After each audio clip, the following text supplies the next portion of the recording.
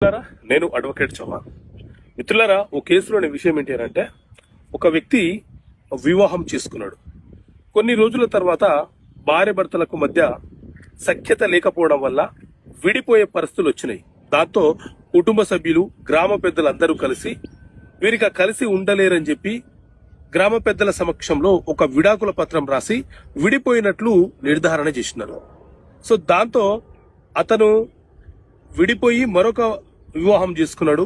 ఈవిడ మరొక వ్యక్తితో సహజీవనం చేస్తూ కాలం గడుపుతున్నది. ఈ భర్త వేరే స్త్రీ ద్వారా ఒక 2 పిల్లలకు జన్మను కూడా ఇచ్చినాడు.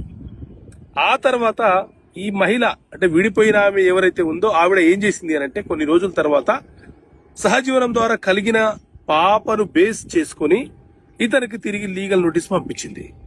నువ్వు నన్ను మ్యారేజ్ చేసుకున్నావు, నాకు ఒక పాప, నీకు నాకు కలిగినటువంటి ఒక పాప ఉన్నది, మాకు మెయింటెనెన్స్ కావాలి, అలాగే నీ పూర్వీకుల నుంచి వచ్చిన ఆస్తిలో వాటా కావాలి, నువ్వు మమ్మల్ని పట్టించుకోవటం లేదని చెప్పి లీగల్ గా ఒక నోటీస్ పంపించింది. సో మిత్రులారా, ఈ విషయం ద్వారా మనం తెలుసుకోవాల్సింది ఏంటి అంటే, మన దేశంలో హిందూ మ్యారేజ్ యాక్ట్ అనే చట్టం ఉంది.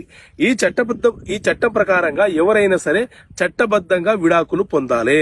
న్యాయస్థానం ద్వారా విడాకులు పొందితేనే ఆ విడాకులకు విలువ ఉంటది.